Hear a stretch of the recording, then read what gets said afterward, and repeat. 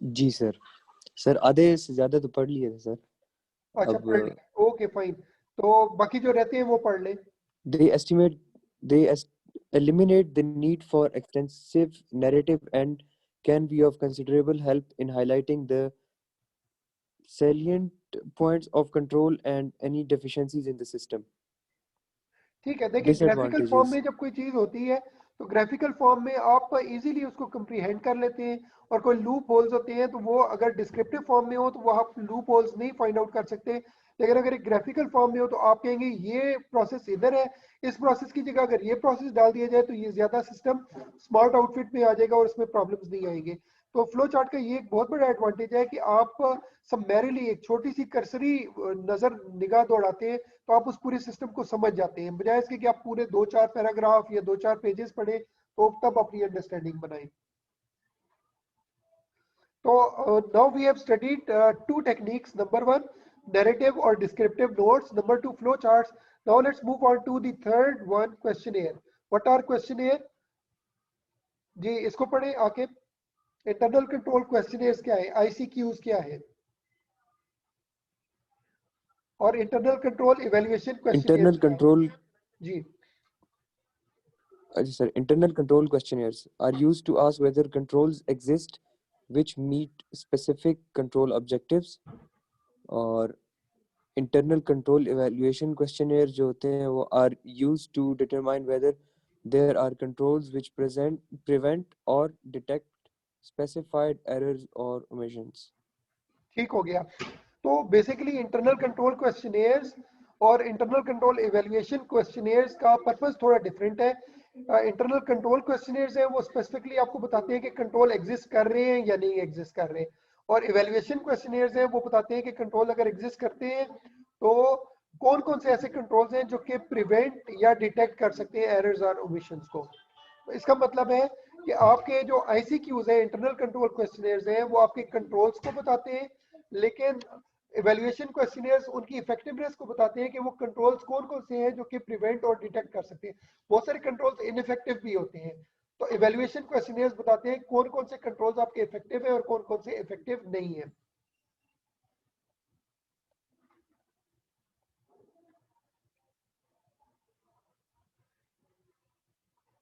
जी internal control questionnaires के बारे में डिटेल पढ़ें जरा, आपको और बेहतर अंडरस्टैंडिंग हो जाएगी।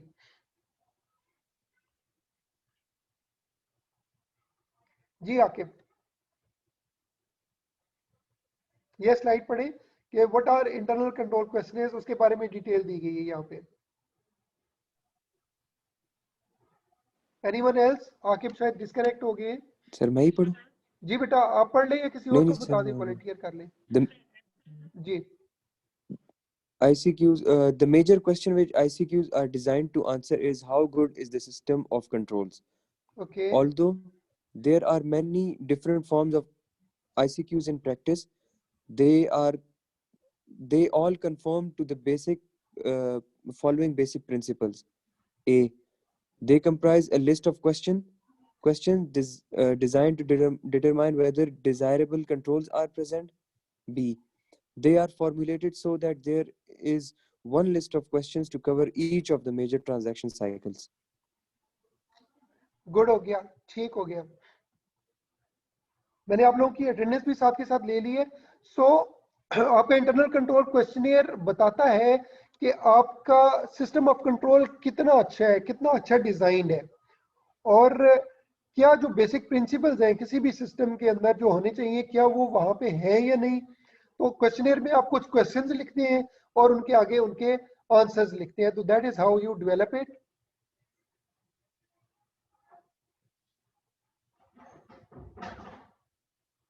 फॉर एग्जांपल ये आपके सामने एक सैंपल आ रहा है इंटरनल कंट्रोल क्वेश्चनियर का, इसको स्टडी करें।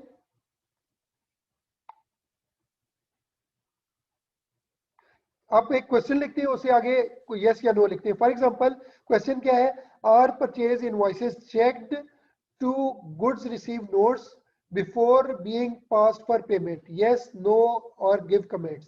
फॉर एग्जांपल आपने कोई चीज परचेज की तो आपके पास एक इनवॉइस आ रही है जी, ये 7,50,000 रुपए की एक इनवॉइस है। तो क्या आप उस इनवॉइस को देखते साथ ही फाइनेंस वाले लोग उसकी पेमेंट कर देंगे, या वो देखेंगे भाई ये इनवॉइस तो है लेकिन क्या वेयर हाउस में ये वाले आइटम रिसीव भी हुए या नहीं, तो उस परचेज इनवॉइस को आपको एक और डॉक्यूमेंट जिसको कहते हैं गुड्स रिसीव नोट उसके साथ मैच करेंगे। बहुत दफा ऐसे होता है कि लेट सपोज आपकी परचेज इनवॉइस बता रही है कि जी 50 आइटम्स आए हैं, लेकिन जब आप गुड्स रिसीव नोट में देखते हैं तो पता चलता है 40 आइटम आए हैं।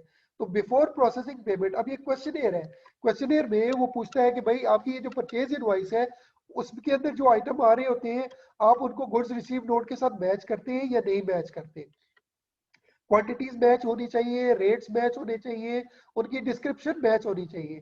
फॉर एग्जांपल आपने ऑर्डर किया कोर आई 7 का लैपटॉप, कोर आई 7 का या कोर आई 9 का किया, लेकिन प्रैक्टिकली कोर आई 5 आ गए, तो लिखा तो होगा लैपटॉप एचपी के लैपटॉप्स, लेकिन क्या उसकी डिस्क्रिप्शन भी सेम है, इनवॉइस के ऊपर उसने जो आइटम लिखा हुआ है फिजिकली भी वो आया है या नहीं। तो एक बहुत इंपॉर्टेंट ये एक मेथड है इंटरनल कंट्रोल्स को रिकॉर्ड करने का, क्वेश्चन कि जिसमें आप क्वेश्चन लिखते हैं और मैनेजमेंट से उसके रिस्पॉन्सेज मांगते हैं, तो वो यस या नो या फिर कमेंट्स लिखते हैं।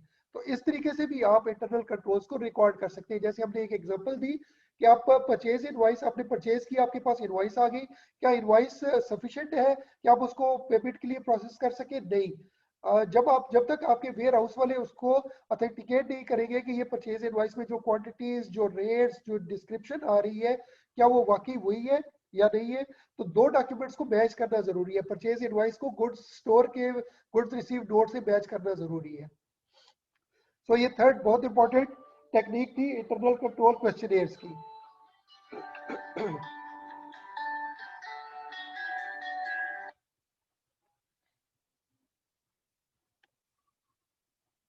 सो we arrive at ji Muzammil, मैंने आपका देख लिया।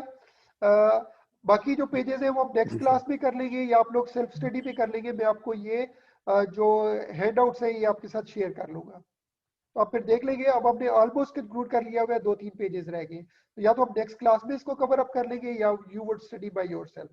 और मैंने आप लोगों की अटेंडेंस भी ले ली है, so here we conclude the class.